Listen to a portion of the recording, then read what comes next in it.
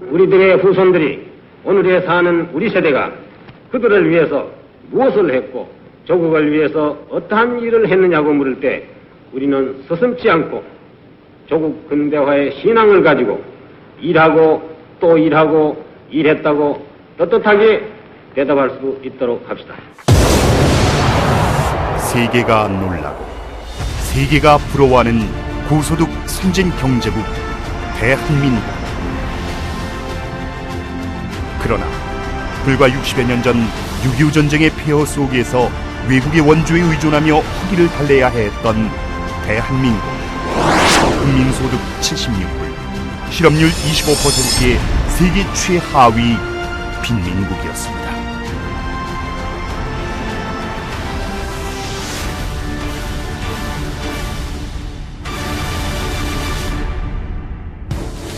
(6.25) 전쟁으로 말미암아 전 국토는 폐허가 되고 국민들은 아물지 않은 전쟁의 상처를 고스란히 아는 채 거리를 전전하며 전쟁 같은 삶을 살아야 했습니다.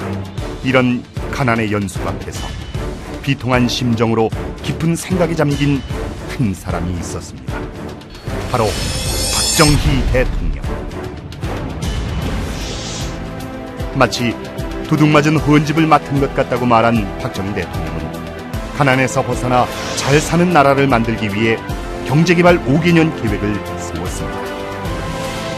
그러나 세계 최하위 빈민국에 아무런 담보 없이 개발 자금을 빌려줄 나라는 그 어디에도 없었습니다. 그렇지만 간절한 마음 하나로 세계 곳곳을 찾아다녔고 마침내 당시 서독에 파견됐던 광부와 간호사들의 임금을 담보로 차관을 얻게 되었습니다. 이영만리 동포들을 만난 자리에서는 눈물이 복받치고 말았습니다.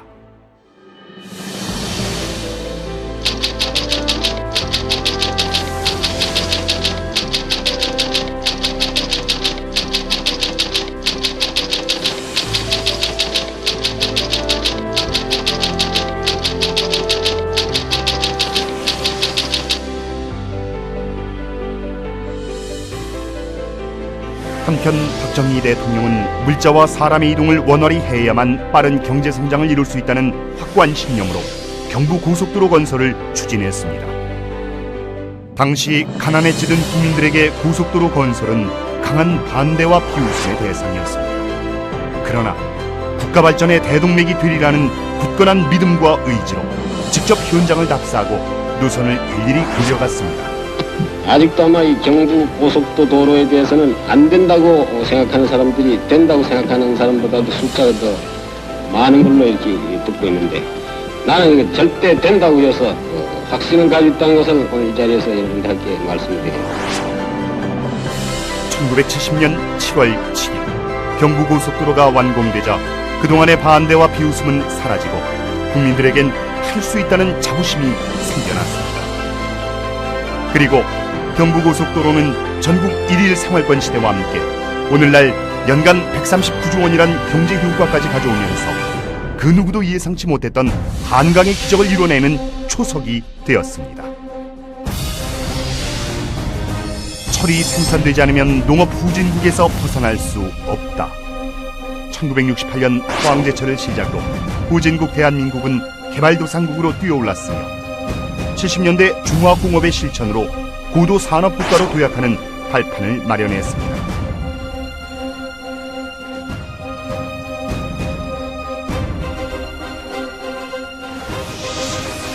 그리고 14년 동안 144회에 걸친 수출진흥 확대회의에 참석하며 수출 산업에 대한 금융우대 조치, 수출 특화사업 선정 등 다양한 정책을 도입했습니다. 그로 말미암아 1964년 1억 불이었던 수출은 1971년 10억 불, 1979년 100억 불을 돌파하는 기적을 낳게 되었습니다.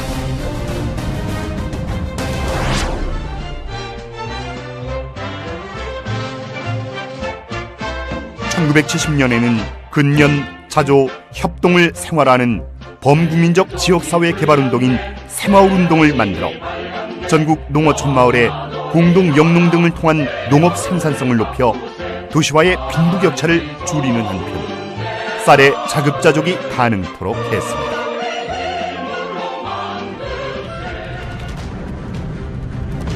새마을 정신을 통해 우리는 자발적인 협동 정신과 하면 된다는 자립 정신을 일깨우며 대한민국 사회 전체의 근대화 운동으로 발전했습니다.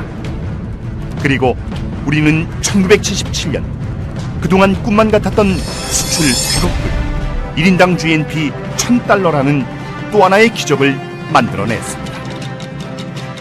세계 경제대국도 10년 이상 걸렸던 일을 우리는 불과 6년 만에 이뤄낸 것입니다. 그뿐 아니라 제2차 세계대전 이후 황폐 산림녹화에 성공한 국가는 대한민국이 유일한 나라였습니다.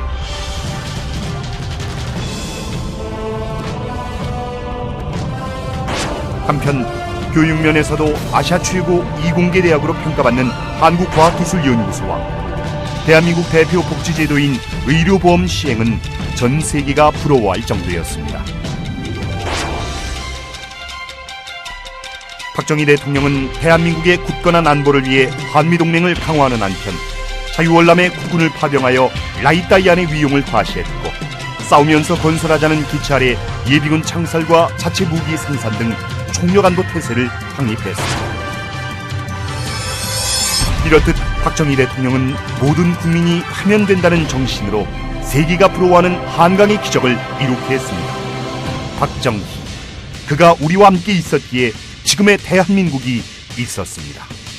그리고 지금 세계 개발도상국들은 우리의 노력들을 모델로 제2의 기적을 꿈꾸고 있습니다. 돌이켜보면 그가 있었기에 자랑스런 대한민국입니다. 전쟁의 폐허와 상처만 남았던 가난한 세국에서 2009년 개발원조위원회에 24번째 국가로 가입하기까지 원조 공여국으로 전환한 나라는 우리 대한민국이 유일합니다.